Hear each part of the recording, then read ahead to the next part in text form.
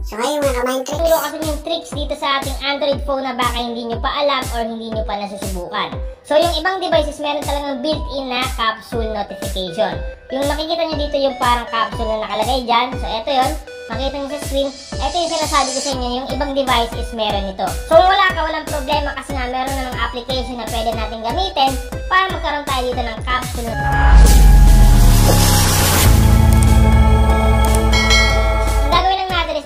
Sa Play Store. Click lang natin itong Play Store dito. Pag naklik mo na yung Play Store, automatic mag-open yan siyempre. Kaya sunod natin gagawin is pumunta tayo sa may search bar or search engine sa baba. So ito yun, click lang natin. Pag naklik na natin yan, dito naman tayo sa may search bar, click natin. At i-type lang natin dito yung Dynamic Spot. Basta malagay nyo na, search nyo lang para ma-search. Tap nyo lang itong mag-define lines dito. Then automatic talabas yan. So ito yun. Ito yung hanapin natin sa Google Play Store. Dynamic Spot, Dynamic LAN. Yung creator nito ay Jawomo. Kung makita nyo, meron na siyang 5 million plus downloads. So napakarami na yung nag-download dito.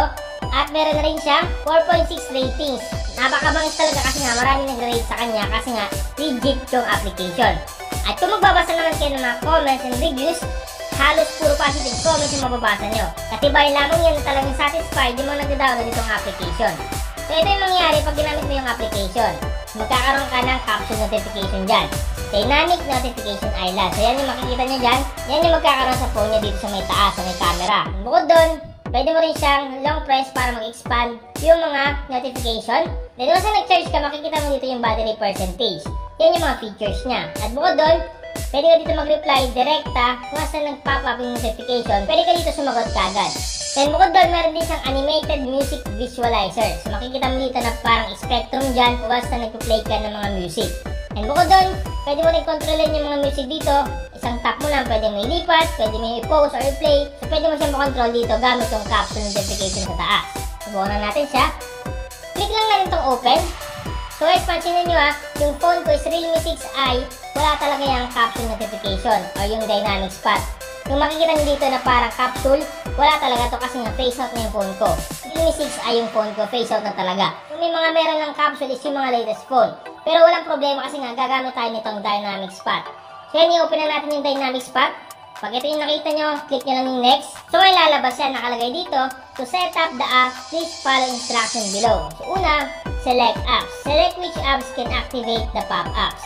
So click mo lang to. So pipili ka na dito ng application na gusto mo makita dito sa my capsule notification. So, for example, piliin natin dito is yung, kunyari, clock. Piliin natin yung clock. Pag nakapili ka na, back mo lang.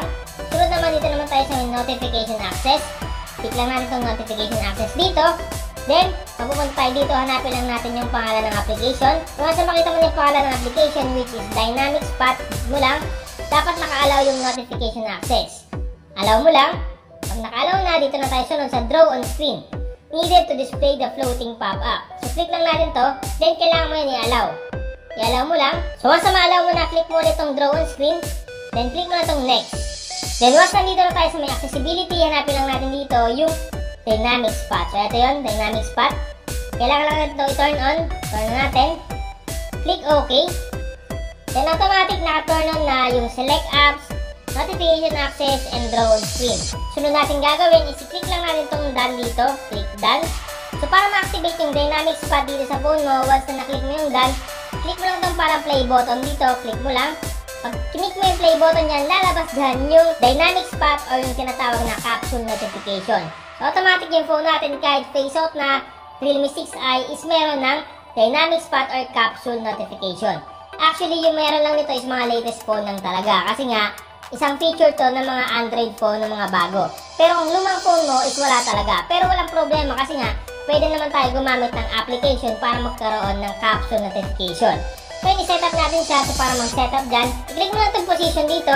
Once na na-click nyo na yung position, automatic, eto na yung makikita nyo. Ngayon, pwede mo siya i-adjust. So, halimbawa, gusto mo ilipat yung capsule notification, pwede mo naman siya i-adjust dito sa gilid. Halimbawa, gusto mo nasa side siya, pwede rin. Ngayon, pwede mo na siya ilagay sa may kaliwa. So, i-move mo lang dito sa may position horizontal. Move mo lang. Automatic, pwede mo na siya ilagay dito. Pero kadalasan talaga, yung capsule notification is nakikita sa may camera mismo. Sa may butas ng camera. So, ang gagawin natin is i-center lang natin yan. I-center natin siya. Para ma-center siya, yan, ganyan ninyo. Then dito sa may position vertical, galawin nyo din. Kung gusto nyo itapat sa may mismong camera, pwede rin.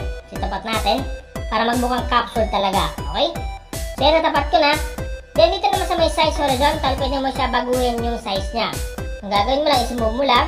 Gusto mo mas malaki, pwede. Ganyang kalaki, pwede rin. So, yung pinakamalaki is hanggang dito na. Kaso medyo pangit na tingnan. So, mas maganda na halos sakto lang. Mga ganyan or katulad nito, yung standard lang. Then, dito naman sa may size vertical, pwede mo siya palakihin. May vertical size. Simubo lang to. Pag minove mo yan, lalaki yung ating capsule notification. Kaso pag malaki is napakapangit na tingnan. Medyo nakakaharang na sa screen. Medyo litan lang natin. Yung standard version lang syempre. Yan, parang sa ganyan mas babangis kasi yung camera ko hindi na makita. Kasi nga natatakpan ng capsule. Napakabangis kasi nga meron itong application kahit na face out na yung phone natin. So mga ganito lang kalaki, okay na sa akin. So yan, mga ganyang kalaki, okay na sa akin yan. Pero ngayon, kasi nga nag-vlog tayo, laki-laki natin ng konti para makita nyo. Sunod, pag na-setup nyo na, meron dito mga general settings sa tulad ng edge rounding. Okay na bahala dyan.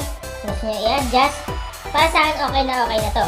Kaya katulad niya, may nag-notify, i-click mo lang yan, automatic mababasa mo dito yung mga notification. At halimbawa, nagpatugtog ka ng kanta, lalabas automatic yung capsule notification dito pag nagpatugtog ka ng kanta. So, ang gagawin nyo lang para gumana yung application sa inyong device is kailangan nyo muna i-click yung notifications dito, click notifications, click mo lang tong apps dito at piliin mo lang dito yung application na gusto mo makita na lumabas dito sa mismong capsule notification or yung dynamic spot na tinatawag. So, for example, hanapin natin yung music kasi ngayon yung kadalasan na nakikita sa may capsule notification. So, hanapin natin yung music. So, eto yun. Click lang natin yung music.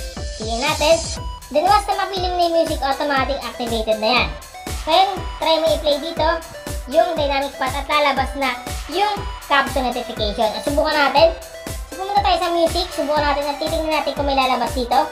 So, kung makita nyo, dito na tayo sa music ng aking device. So, subukan natin i-play yung kanta at titingnan natin kung lalabas dito yung capsule notification at lalabas yung parang spectrum.